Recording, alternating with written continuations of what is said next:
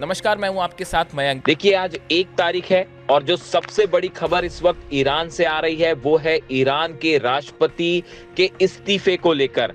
क्या ईरान के राष्ट्रपति मसूद पेजेश्कियान साहब ने इस्तीफा दे दिया है? क्या उन्होंने अपना इस्तीफा मुज्तबा खामेनेई जो सुप्रीम लीडर है उनके ऑफिस को भेज दिया है? ये वो सवाल हैं जो इस समय ईरान में ही नहीं पूरी दुनिया में पूछे जा रहे हैं। देखिए, जो खबरें आ रही हैं ईरान से, उसके मुताबिक, सोर्सेज के मुताबिक, मसूद पेजेश्कियान जो ईरान के राष्ट्रपति हैं उन्होंने अपना इस्तीफा भेजा है और इस्तीफे की पेशकश की है। और ये इस्तीफा भेजा है उन्होंने सुप्रीम लीडर मुज्तबा खामेनेई के दफ्तर को। अब देखिए, सवाल ये है कि आखिर दो सवाल है। पहला सवाल ये है कि आखिर मसूद पेजेश्कियान क्यों इस्तीफा देना चाहते हैं, और दूसरा, क्या सुप्रीम लीडर मुज्तबा खामेनेई उनके इस्तीफे को स्वीकार करेंगे? देखिए, जो खबरें आ रही हैं ईरान से, ईरान की अलग अलग न्यूज एजेंसीज के जरिए, जो ईरान के राष्ट्रपति हैं मसूद पेजेश्कियान, इनका कहना ऐसा है, इनकी तरफ से इस तरह की बात सामने आई है कि ईरान में अब तमाम फैसले जो हैं वो ईरान की सेना ले रही है। और जितने अहम फैसले हैं, अहम चर्चाएं हो रही हैं या बातचीत को लेकर जो फैसले हैं, ये सब के सब पूरी तरह से अब ईरान की सेना के हाथ में है, आईआरजीसी के हाथ में है। इस बात को लेकर मसूद पेजेश्कियान साहब जो हैं वो कुछ खुश नहीं है और ना ही इस बात को लेकर सहमत है। इसीलिए बताया जाता है कि उन्होंने इस्तीफे की पेशकश की है। लेकिन बड़ा सवाल ये है कि देखिए, अभी इस बात को समझना होगा कि ईरान में इस समय हालात ऐसे हैं कि ये जंग का टाइम है। इस समय ईरान के ऊपर अमेरिका, इजराइल, यूएई समेत तमाम मुल्कों ने हमला किया है, जंग चल रही है। ऐसे में कमान सेना के हाथ में होना बेहद जरूरी है। देखिए, ईरान की सेना ने जो करारा जवाब दिया अमेरिका को और इजराइल को, ये एक मिसाल बन चुका है। ऐसे में अगर अमेरिका और इजराइल का करारा जवाब देना है, उनका मुकाबला करना है, इसलिए ईरान की सेना के हाथ में कमान होना बेहद जरूरी है। देखिए, आईआरजीसी जो प्रमुख है अहमद वाहिदी साहब, इनके सख्त रुख की वजह से आज अमेरिका घुटनों पे है, इजराइल घुटनों पे है। जो एग्रेसिव नीति ईरान की सेना ने अपनाई है, उसकी वजह से आज ईरान ये जंग जीता है। ऐसे में ये बात समझना बेहद अहम है कि ईरान में जब तक सेना के हाथ में कंट्रोल है, तब तक डोनाल्ड ट्रंप अपने किसी मंसूबे में कामयाब नहीं हो सकते और ना ही नेतन्याहू कामयाब हो सकते हैं। इसीलिए ईरान के करोड़ों लोगों का समर्थन भी ईरान की सेना के साथ है।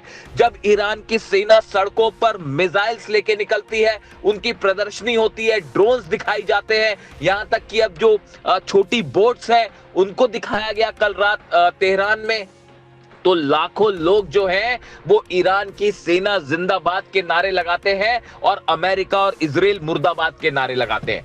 आज ईरान की जनता को अगर किसी पर सबसे ज्यादा भरोसा है तो वो है ईरान की सेना पर, अहमद वाहिदी साहब पर।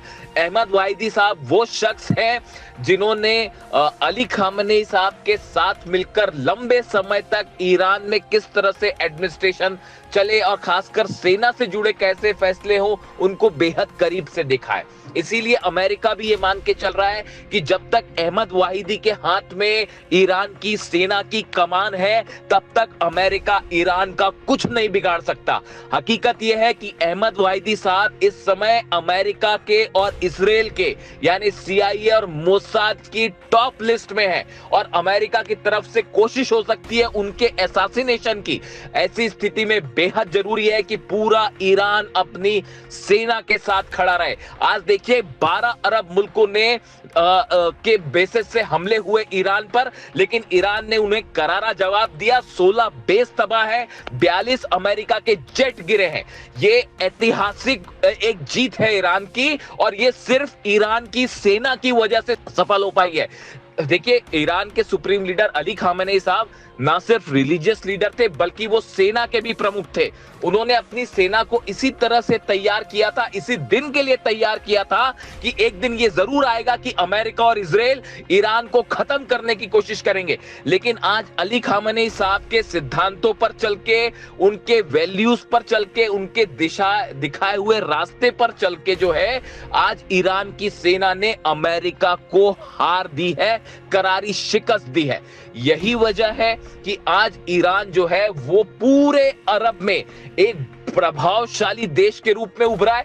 आज तमाम अरब के मुल्क जो हैं वो ईरान की तरफ देख रहे हैं कि कोई भी फैसला ईरान की परमिशन के बिना नहीं हो सकता।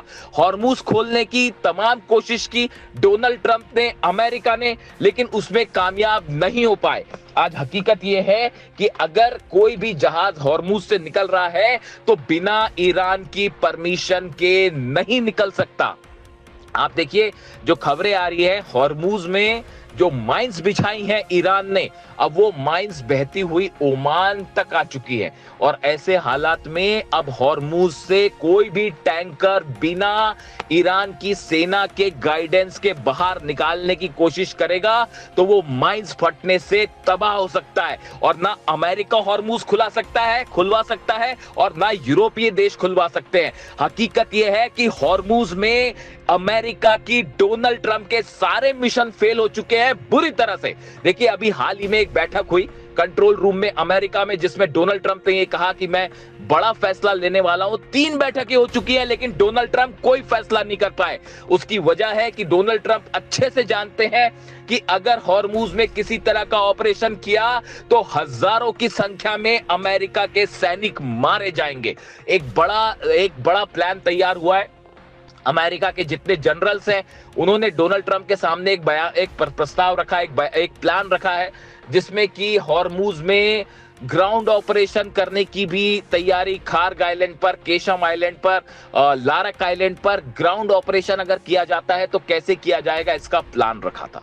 लेकिन उसके बाद भी इस प्लान को स्वीकृत नहीं किया गया। परमिशन देने से डोनाल्ड ट्रंप डर रहे हैं क्योंकि कई एक्सपर्ट ये बताते हैं कि ग्राउंड ऑपरेशन हुआ तो आईआरजीसी सेना का गुस्सा भयंकर है और उसके सामने बहुत बड़ी कैजुअलिटी हो जाएगी, अमेरिका के सैनिकों की, और मौत के घाट उतार दिए जाएंगे।